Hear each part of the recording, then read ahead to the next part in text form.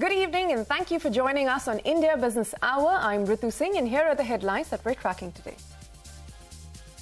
I'll say what I want to say, and if the consequence of that is losing money, so be it. Elon Musk says he will continue to speak his mind and does not care if his tweets scare off potential Twitter advertisers or Tesla customers.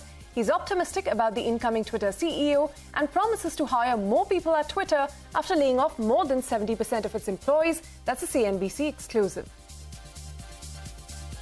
Elon Musk and Microsoft Satya Nadella differ on artificial intelligence. Nadella says AI is moving fast but in the right direction. Musk calls it a double-edged sword that could potentially go wrong. U.S. House Speaker and top Republican lawmaker Kevin McCarthy says he thinks that the Biden government will not default on its debt. President Biden and Speaker McCarthy are currently locked in talks to raise the debt ceiling. Australia cancels the Quad Summit after Biden calls off the trip. He's tripped to focus on the debt ceiling talks in the U.S.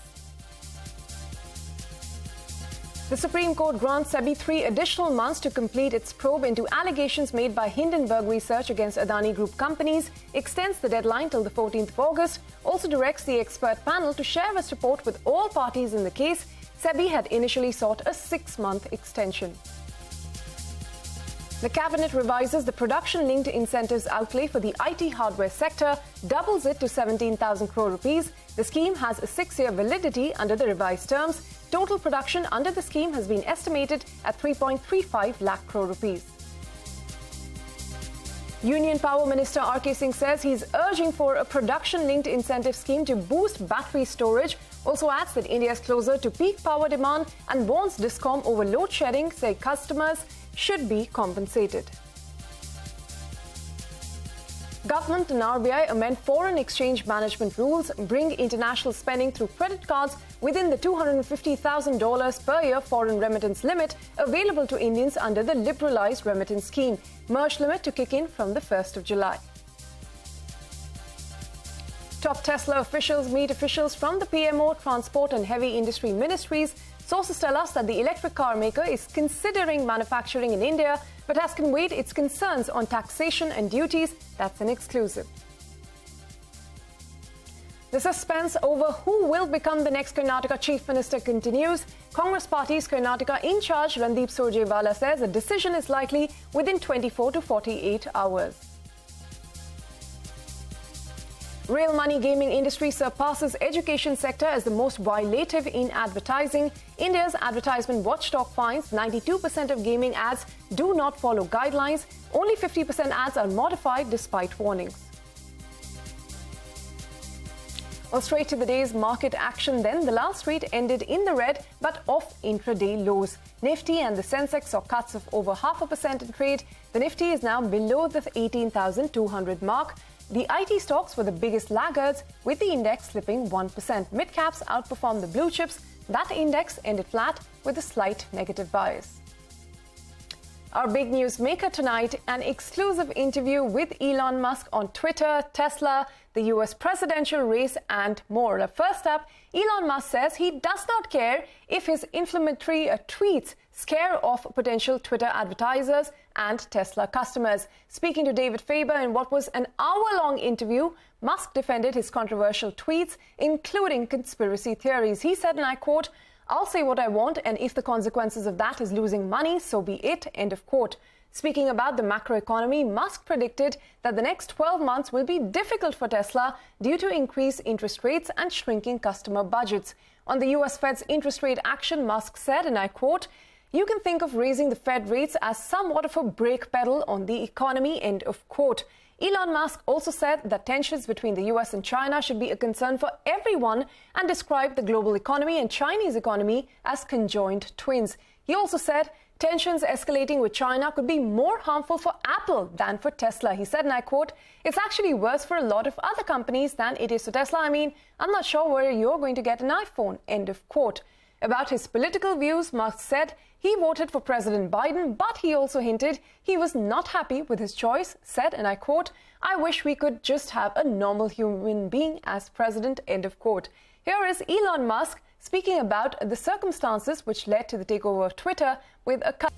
The Supreme Court has granted SEBI 3 additional months to complete its probe into allegations made by US-based short seller Hindenburg Research against the Adani group of companies. The court has extended the deadline till the 14th of August. The market regulator, remember, had initially sought an extension of 6 months. Ashmit Kumar has been tracking this case and joins us now. Ashmit, tell us about the key observations made by the court. Well, what SEBI had asked for was a 6-month extension. What they've gotten instead from the top court is a 3-month extension. That's what the apex court takeaway is. The Supreme Court bench, headed by the Chief Justice, took up this matter for hearing. The petitioners were very clear in their stance. They had argued that SEBI's affidavit before the top court made it clear that the Adani investigation began before the Hindenburg revelations, and therefore the findings need to be placed on record. This was a stance that was opposed by the Solicitor General appearing for the SEBI. He pointed out that, number one, there needs to be a distinction made as far as the Adani investigation is concerned. It is confined to possible violations of minimum public shareholding norms. That is something that began in 2020. The 2016 investigation was into the issue of GDR unrelated to Adani group of entities. This was further backed by the apex court as well. The Chief Justice himself observed that, look, as far as this particular case is concerned, they're looking at the Hindenburg violations and not so much at previous investigations. So having said that, the Chief Justice of India observed that given that SEBI has already been allowed 2 months, now a 3-month extension, which effectively allows them 5 months, that should be a sufficient window for SEBI to investigate. SEBI has been asked to come back with its status report by August 14th. That's when the apex court will take a decision on whether or not a further extension is required. And in the interim, the expert committee that has been constituted has been asked to continue to, in fact, expand into other areas and scope of investigation, at least as far as the Adani Hindenburg saga is concerned. Back to you. All right, Ashmit, thanks very much for joining in with that. Now, in the aviation space, SpiceJet's aircraft lessor Air Castle today told the NCLT that the airline's offer to settle its dues is unacceptable and hence the talks have not yielded any results. NCLT has asked both SpiceJet and Air Castle to come up with a resolution or come prepared for insolvency arguments in the next hearing. The tribunal has deferred the hearing now to the 25th of May. Well, here's the latest on the Go First case, which is also facing issues with lessors. In a new development, the Federation of India Pilots, which includes Go First pilots, have also written to Aviation Minister Scindia. The pilots have urged the minister to reduce the 6-month notice period and ease their exit from airlines that are distressed and unable to pay their salaries. The pilots have complained that Go First is not issuing the no objection certificate, experience certificate and other documents to pilots who have resigned. The Cabinet has revised the production-linked incentive outlay for IT hardware sector and doubled it to 17,000 crore rupees. The scheme has a 6-year validity under the revised terms. My colleague Ashmit Kumar caught up with IT Minister Ashwini Vaishnav, who told him the modifications are to make PLI flexible, and he urged state governments to be proactive in engaging with the industry. Learning from what we have done in telecom and in mobile phone PLIs, the hardware PLI has been modified to make it very flexible. The base level of incentive has been kept at 5%, which is equivalent to the incentive in mobile phone and telecom manufacturing. I would request the state governments to be very proactive in their engagement with the industry, because the state governments play a very critical role in terms of land allocation, in terms of law and order, in terms of all the basic facilities which are needed, in terms of labor enforcement. All these things, I'll request the state governments to be very proactive and take advantage of this big movement which Prime Minister has started. Well, the Cabinet Committee on Economic Affairs is likely to have approved a 35% cut in the nutrient-based subsidy for fertilizers. This, according to sources who say that the new rates of subsidy will come into effect from April to September 2023. However, the specific details of the subsidy reduction is yet to be made official. And here's the CNBC-TV18 exclusive on the highly anticipated visit by Team Tesla. Sources have told us that top Tesla executives met with officials from the Ministry of Road Transport and Highways, Heavy Industries and the Prime Minister's office. We learned while Tesla showed an interest in the Indian market, it also raised concerns on the taxation policy. Now on to the crypto sector, where the European Union has approved the first comprehensive regulatory framework for crypto usage in the EU, which is called Markets in Crypto Assets. Post the implementation of the framework, the firms that issue, trade and safeguard crypto assets in the 27-country bloc will have to obtain a license. According to Reuters, these rules are to be rolled out from 2024. And starting the 1st of July, you will be able to send less money abroad every year if you also use a credit card for international purchases. That's because the RBI and the government have decided to club international credit card transactions with the $250,000 per year foreign remittance limit. CNBC-TV18 Surbi Upadhyay has the details. Well, yes. All credit card transactions with respect to international purchases, whether you're making those purchases sitting here in India online or whether you're doing it in a foreign territory, all of these credit card transactions are going to now fall within the LRS ambit, the limit. What is LRS? Of course, the liberalized remittance scheme.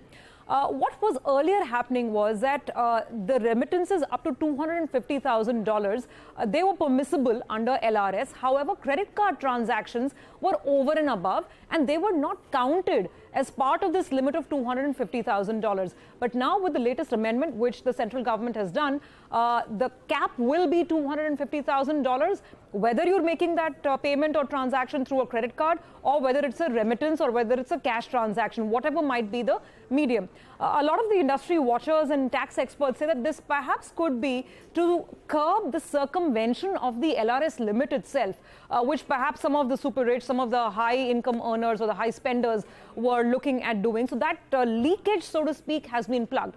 However, it's raising its own set of operational challenges. Now, why is that? Imagine this. Every time that you go out on a foreign holiday and you're spending on that cup of coffee or buying something small to eat, there will be a credit card charge, and on that there will be a TCS, a tax collected at source provision.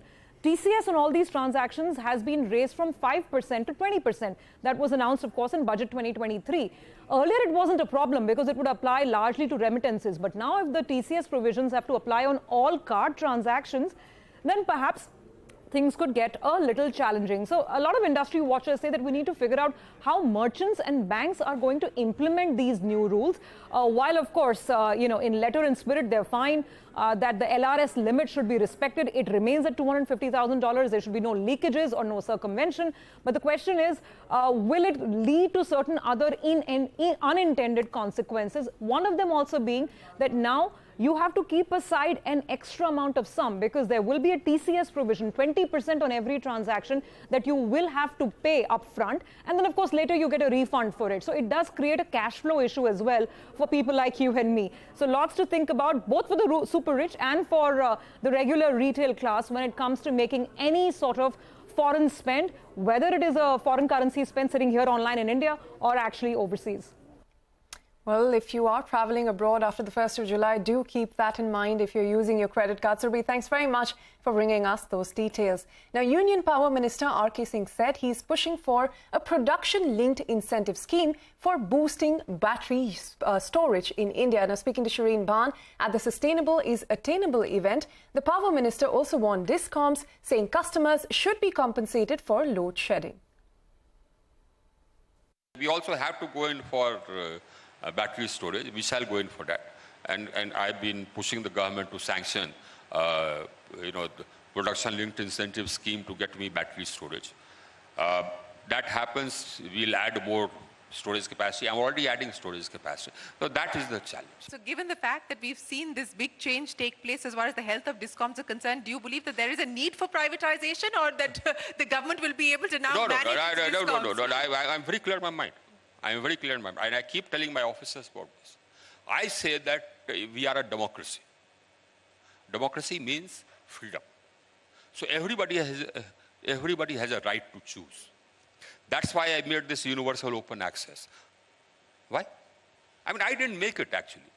It was there in the 2003 Act. It was not being implemented. We are implementing it. The 2003 Act said that there will be open. Open access means what? I mean, if the DISCOM is inefficient, I'll buy it from somebody else. That's what open access means. And similarly, just like there is no licensing for generation, actually there should be no, but you need licensing for distribution, so that you can make sure that the distribution companies are answerable for the service which they are giving. What we are saying is that licensing should be virtually automatic. Anybody who applies should get the license, because the people are more important than discoms.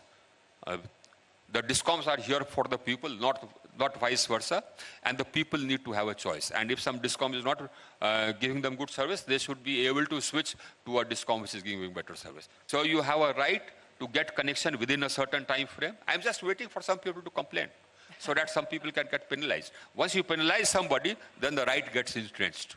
If somebody is penalized, if one person is penalized for violating a right, you can then we sit back and relax and say that the right has been entrenched. So there is a rule that if you apply for connection, you must get it within a certain number of days. Please read it. I'll put it on the net. And in fact, the CNBC should publicize these things. And if there is any disruption in your supply, if there is any load shedding without any rhyme or reason, the discom has to give you a compensation. They can't do gratuitous load shedding. All these are enshrined rules. As I said, I mean, we are here for the people. The discom is here for the people, not the other way around. All right, on that note, we're going to take a very short break, but don't go anywhere. Up next, real money gaming industry surpasses education sector as the most violative in advertising. That and more when we return.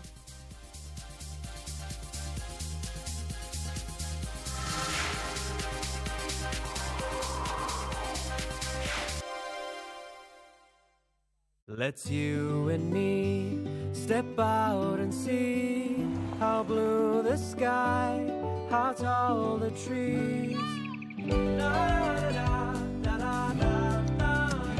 Cause forever. Skoda brings you Kushaq and Slavia, India's safest family cars. What if you could make analyzing a big bank's data no big deal? Go on. Well, what if you partner with IBM and Red Hat, use a hybrid cloud solution to connect data across multiple systems globally, then analyze all that data with Watson? Okay, but this needs to meet our... Security standards? Yep. Compliance standards? Mm-hmm. So they get the insights they need. Yep. In real time. Check. To make quick decisions. Check. And check. That's the hybrid cloud solution IBM and a global bank created. What will you create? IBM. Let's create. How do you start an iconic movement? Mannerism would say it's all about refinement and richness of invention.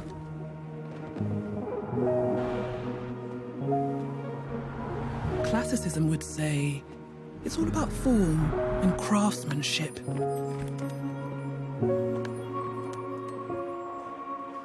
Impressionism might answer it's all about capturing the magic of every single moment.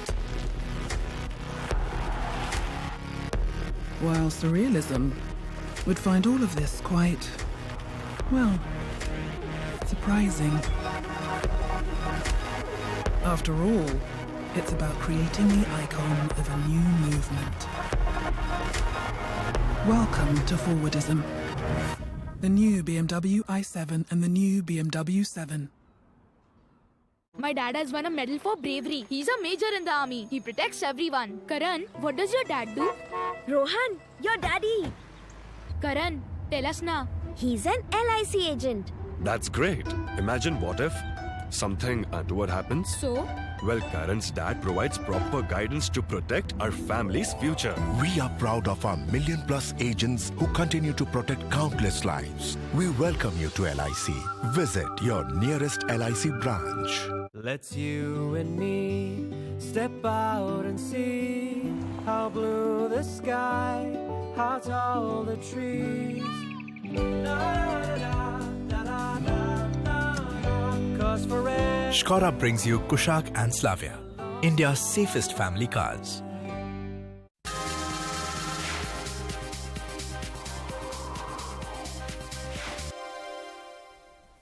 Welcome back. Here's news from the US. The Biden administration is staring at a potential debt default if lawmakers fail to raise the debt ceiling by the end of the month. US House Speaker and top Republican lawmaker Kevin McCarthy spoke to CNBC on the negotiations with the White House. Now, he said he thinks the US will not have a debt default.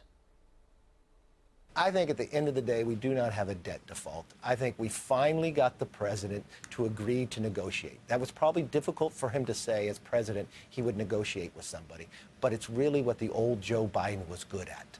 And now we've got an opportunity for him to be back to what he used to be able to do, and let's get the job done.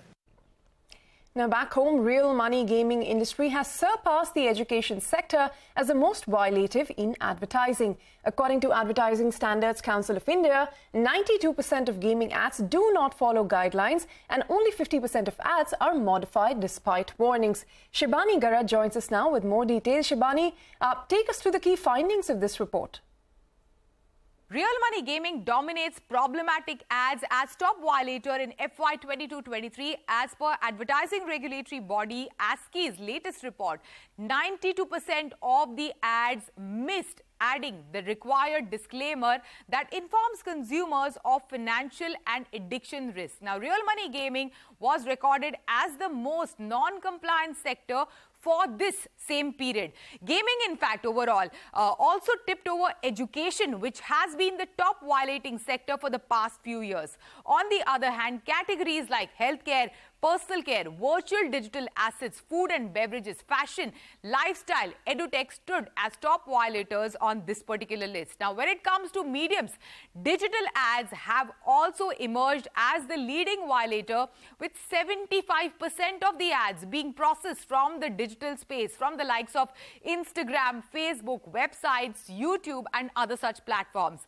Print, television and other platforms stood at 21%, 3% and 1% each. Also, according to ASCI, there has been a sharp increase in the number of misleading ads featuring celebrities in the lead, something to take a note of. ASCI, which has processed 503 such ads as opposed to just 55 in 2022, a growth of 803% was witnessed. That's something important to take note of, as celebrities play a crucial role in consumer decision making. Well, that is some concerning updates, Shibani. Thanks very much for joining in with that. But before we wrap, why is IPL 2023 being touted as a thriving democracy of brands? What makes this IPL special? Storyboard 18's editor Dilshad Irani talks to leading marketers and media planners to find out how the digital leap, free IPL, connected TVs and language play have all propelled the league and brands to a new height. So what are you seeing in terms of, interest from smaller brands, people with not as, high sort of media spends? In fact, everyone spoke about democratization of the IPL. I think what IPL has done to the advertisers, they've democratized TV for the advertisers. Earlier, to advertise on TV, you needed huge budgets. Now you don't need huge budgets to advertise on TV. So two things to add, I think. One is, interestingly, if you look at digital overall, and if you look at the addicts for last 10 years, I remember as a marketer 10 years back, somebody told me that digital will kill TV. I'm still waiting for that moment. Right? So, for example, TV grew 10 years. Digital took share from print and outdoor in a very big way. And that's what digital is able to do, personalization at scale. So I think it will only grow. And languages play an integral part. I mean, in fact, it's quite amazing how much people... So we actually, in Bombay or Delhi, sometimes tend to underestimate the power of languages. I'm glad Jaya just said that, right? It's identity for people in India. And when someone televises IPL in Oriya, the joy that it brings to somebody in Orissa, you have to talk to them to understand.